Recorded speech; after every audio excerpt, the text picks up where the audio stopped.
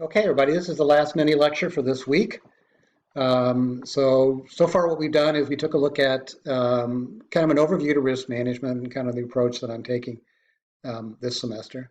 Then we went and looked at the supply chain process itself and the integration and the fact that everything is linked together.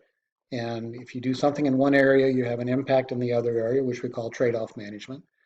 And so understanding and being able to look at all that in a holistic way and using all the information you can and the tools that you can to drive that sales and operations process, how that drives through the entire organization.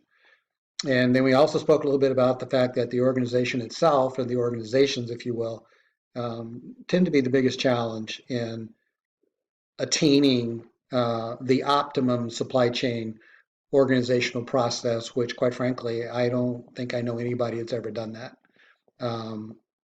So academics talk about it a lot, but it's very rare in practice. Some people get close, and some companies that you probably know don't ever get close and have no plans on getting close. So they like the way they run their organizations, and that's all part of the culture that when you enter into an organization, a firm, whether it's goods or services, that is a huge part of what you have to work with. So this last lecture is on supply chain risk. And we kind of alluded to some of it in the first one, but we're going to kind of go back and hit it from a supply chain perspective. So here we go. Not quite as long as the last one. So what we're really saying here is how big's your appetite? You know, that's really what it gets down to, is how big is your appetite for risk? I mean, if you're willing to accept any risk and all risk, then fine. If you want to mitigate some parts of risk or perhaps come up with a secondary supplier instead of just one supplier, instead of an exclusive supplier relationship, then that's something else. So this is all about appetite, and it's understanding what it is you need to do in order to make that work. So this is the last time we'll be talking about overall risk management until week 15. So from here on out, we'll be talking about safety. Then we'll go into, we'll spend several weeks on safety as we go through the modes and talk about what's going on the safety side. And safety is part of risk. Security is part of risk. Black swans are all part of risk. So this whole thing of safety, security, and disaster is all part of this overall risk umbrella, and your ability to mitigate it is your ability to understand it. And you know, we'll bring out some things and talk about some things, and I look forward to seeing your feedback on whether or not we're hitting the mark. So as I said, this is also from UT, and it's on managing risk in the supply chain. This chart is not all of it, but basically it comes down to these three basic targets. You have to identify the risk, you have to prioritize that risk, and you have to mitigate whatever you prioritize.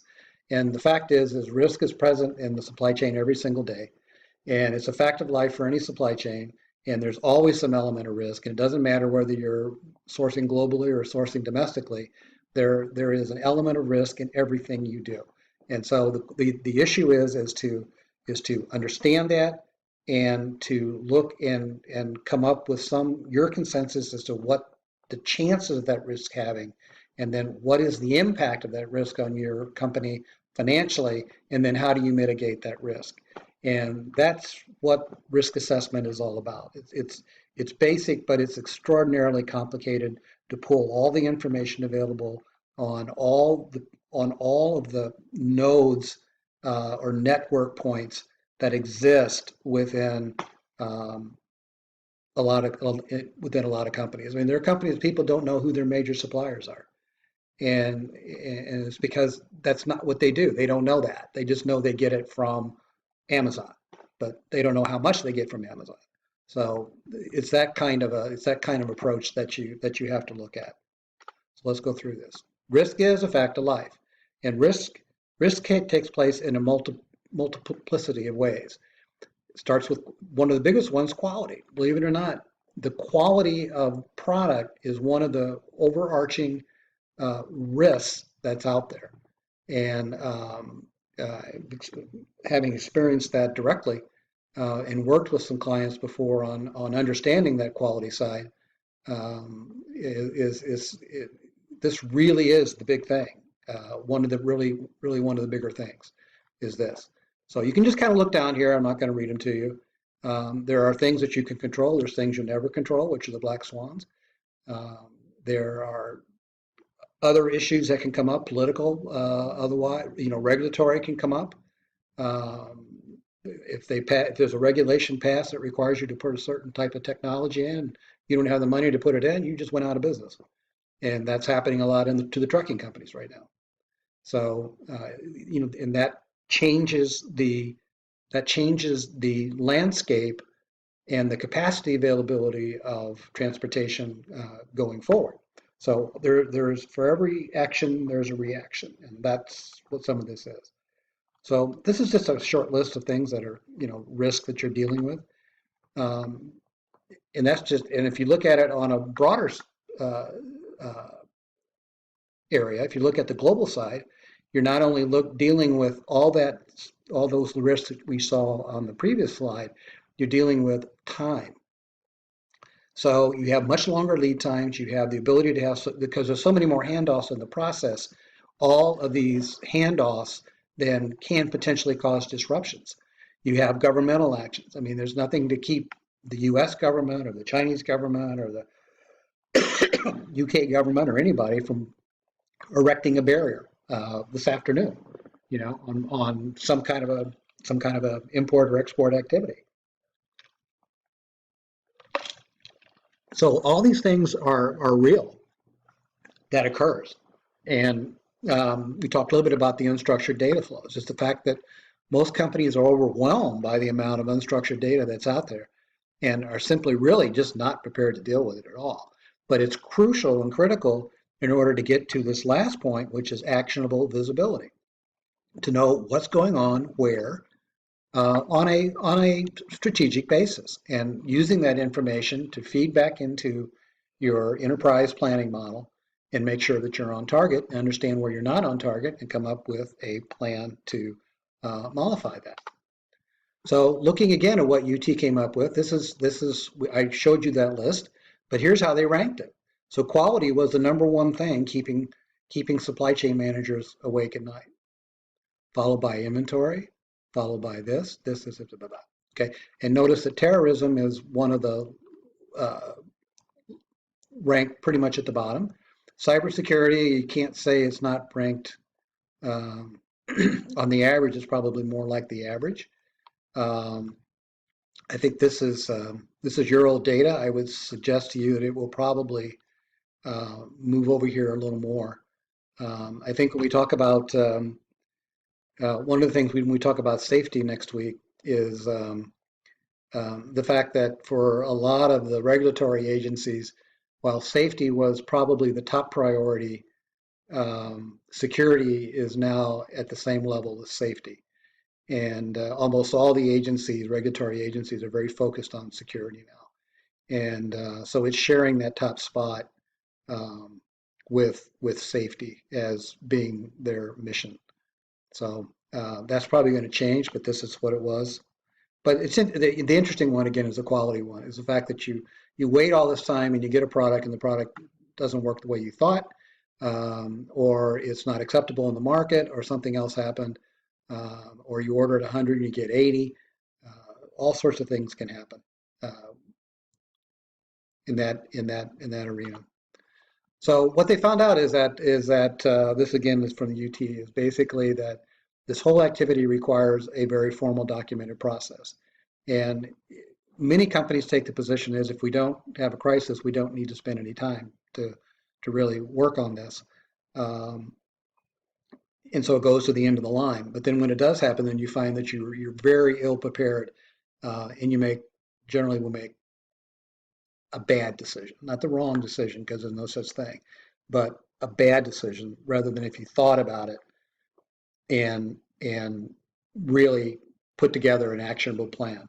And as I said before, supply chain executives are generally at the center of this, because somewhere around here it's got something to do with the customer, it's got something to do with a supplier, or it has something to do with delivery, and you can't do it. So what are you going to do? And the more expanded it is, the less control you have over all the various pieces, which is the requirement to have visibility. Is everything moving the way it needs to move, as it's supposed to move, in accordance with the plan, in accordance with whatever that plan was, whether it's a due date on a PO or whatever. Everybody in the room has to be aware of there's an exception to the plan, and then be able to take a look at that and say, what does that mean to us going forward? Will we make our demand plan, or will we not make our demand plan? Disruptions are not unusual. And the fact is that when there is a disruption, it can be quite painful to the organization. And this is, again, some of the summarization and the feedback that came from the study from UT. They looked at 800 disruptions over the past few years, and this is what they saw. They saw that companies take a hit when there's a major disruption.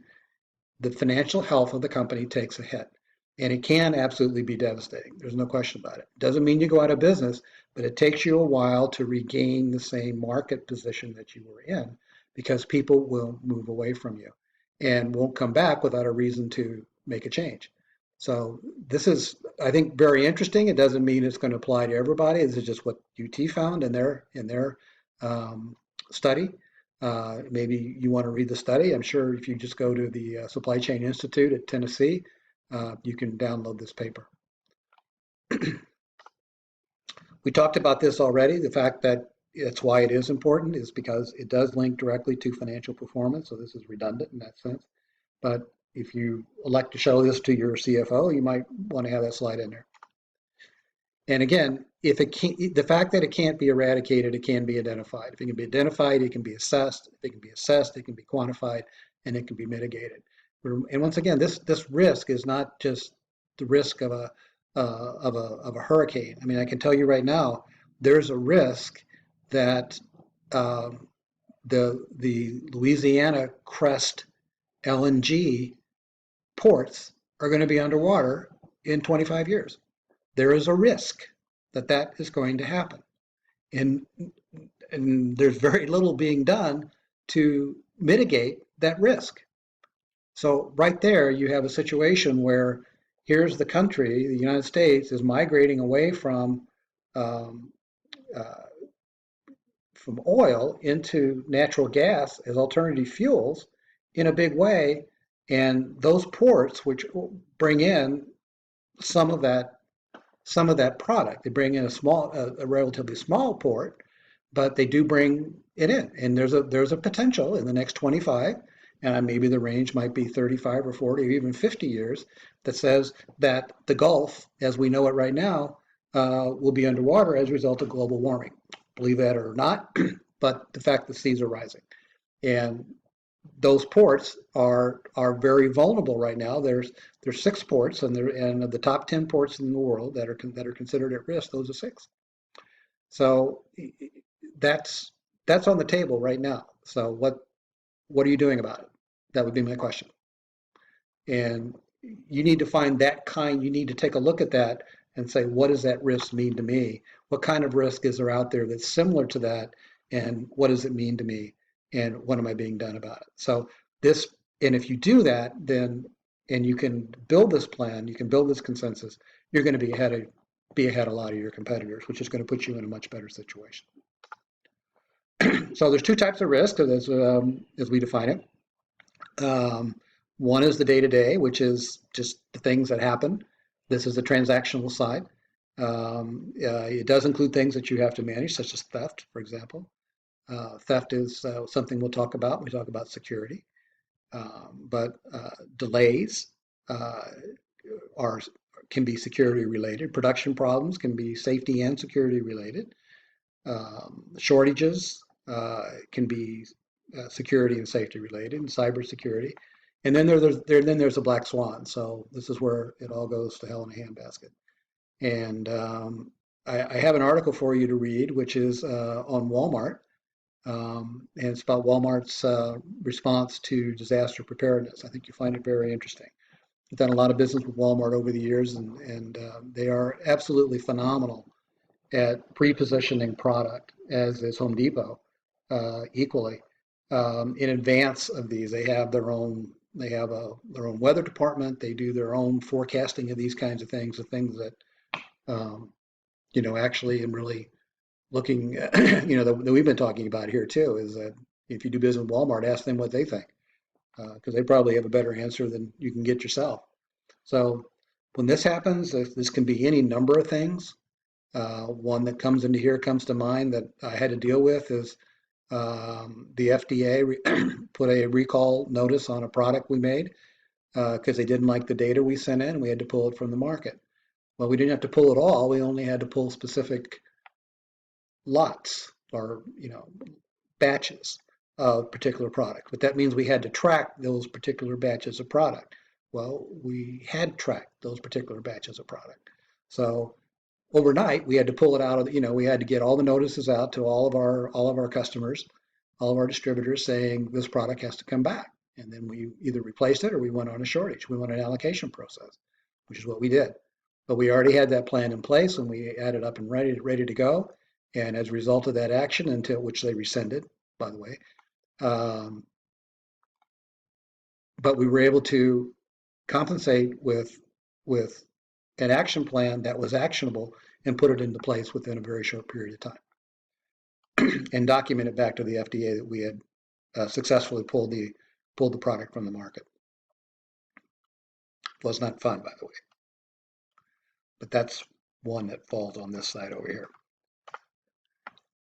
And I used the word apathy in the first lecture, but it's hard to understand this because I think most of us that are in the supply chain field really believe that we do need to identify what these risks are, what the probability of them is, understand the assessment, and what the financial impact of that is, and then create some kind of mitigation plan. And this is the nature of the world that we work in and we live in within supply chain. And we shouldn't have to be told to do this. I think that's the other point, is that you should know intuitively, or really start to think about, let's talk about this and let's figure out what we can do. And one of the first places you can go is to your financial side and just get a recap of the accounts payable log and say, well, who are we paying and for what? And is it important or is it not important? And what's it going to do to us if that guy goes away? And what do we know about that guy? Do you know this financial situation? Do you know what his database management, security management structure looks like?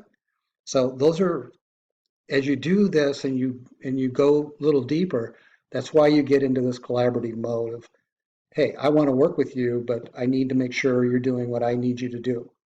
And that means that you have to manage your suppliers. You can't just outsource it and not manage. That's an absolute disaster when that happens.